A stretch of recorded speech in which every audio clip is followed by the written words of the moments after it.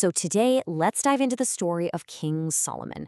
This is a guy who was blessed with, well, everything. Wisdom, wealth, power, you name it, he had it. But his story, it's this incredible roller coaster of amazing highs and, honestly, some devastating lows. It's a classic cautionary tale that still hits home today.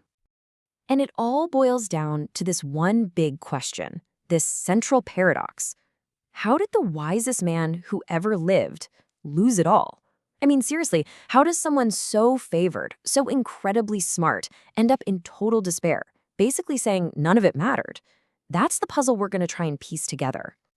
Okay, so to really get how he fell, we've got to go back to the beginning, back to his incredibly promising start, and this one prayer he made that really set him on a path to greatness. So picture this.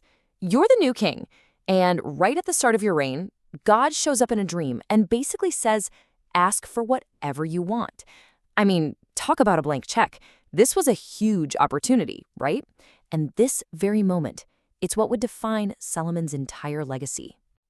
Now, Solomon could have asked for anything, right? Money, a long life, to crush his enemies, the usual stuff. But he didn't. Instead, he asked for something different, wisdom. He wanted a heart that could tell right from wrong so he could be a good leader for his people. And God was so impressed with this selfless request that he didn't just give him wisdom. He gave him all the other stuff too, the riches, the honor, the whole shebang. And it didn't take long for him to show off that God-given wisdom. You've probably heard the famous story, right? Two women, both claiming to be the mother of the same baby. So what does Solomon do? He comes up with this shocking solution. Just cut the baby in half. It sounds brutal, but he knew exactly what he was doing. He knew the real mom would rather give up her child than see it harmed. And just like that, her identity was revealed. That one move, man, it cemented his reputation. Everyone knew God's wisdom was with their king. But, that incredible wisdom wasn't just for settling disputes. It actually became the foundation for this amazing era of prosperity, what we now call Solomon's legendary golden age. This was when Israel was at its absolute peak. Solomon wasn't just a king, he was a writer, a composer. We're talking thousands of proverbs and songs. He was the mastermind behind that magnificent temple in Jerusalem. His fame spread so far that world leaders, like the Queen of Sheba, would travel for months just to sit and listen to him speak. All right, let's talk about the money because it was insane. The Bible says his annual income was 666 talents of gold. Now, that's a big number, but it kind of sounds abstract, right? So what does that actually mean? Well, it means he was raking in over 25 tons of gold every single year.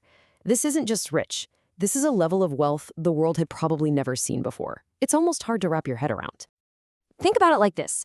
There was so much gold floating around his kingdom that silver, a precious metal everywhere else, was basically treated like loose change. It was just considered common, not even that valuable. But right here, at the absolute peak of his power and glory, that's where the tragic twist comes in. The very blessings that made him great, his wisdom, his wealth, they became the seeds of his own destruction. This is the turning point, where these tiny little compromises start to add up and poison everything. See, God had given a super clear command to the kings of Israel. Don't take a bunch of foreign wives, because they'll lead you astray. Simple, right? Well, Solomon didn't just ignore that warning, he completely shattered it. We're talking 700 wives and 300 concubines, 1,000 women.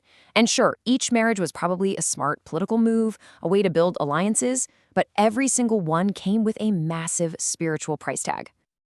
And this is where those political moves turned into spiritual poison.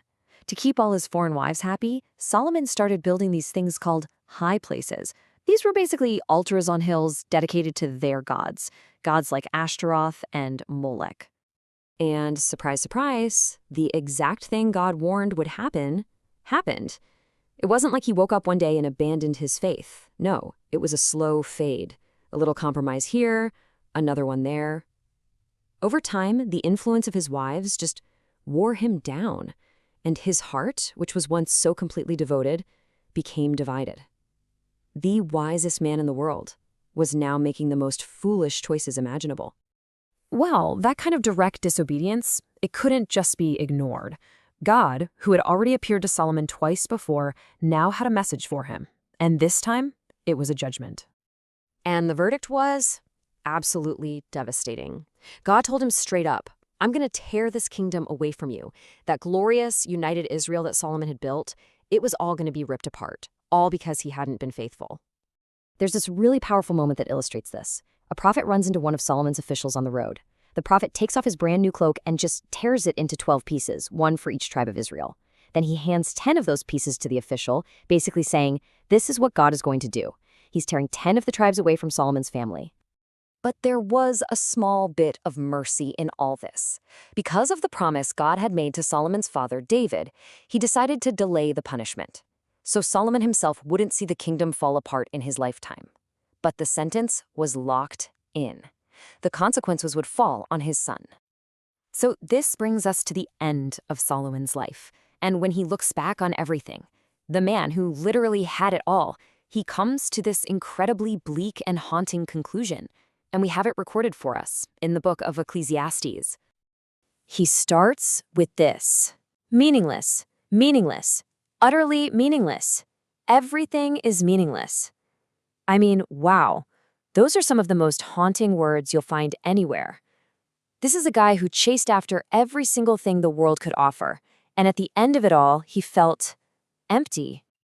He looks back at his incredible palaces, his beautiful gardens, his mountains of treasure, and what does he say? He says it was all like chasing after the wind. He tried every pleasure, he achieved every goal, and in the end, none of it brought him any real, lasting satisfaction. It was all for nothing. But after all of that despair, after stripping away all the meaningless stuff, he lands on one final, simple truth. After a whole life of complexity and compromise, his ultimate, hard-won wisdom is this: fear God and keep his commandments. That's it. That's the whole point. And I think that's the big lesson from Solomon's life, right? It's not about how you start, it's about how you finish. He had the best start anyone could ever ask for, but those slow, small compromises led him to a really tragic end. So that leaves a big question for us to think about. Solomon's story is a huge warning sign, right? He got distracted by the very good things he was given. So for you and me, what is it? What's the good thing? Wisdom, wealth, pleasure, success that has the power to distract us, to pull our hearts away from what really truly matters.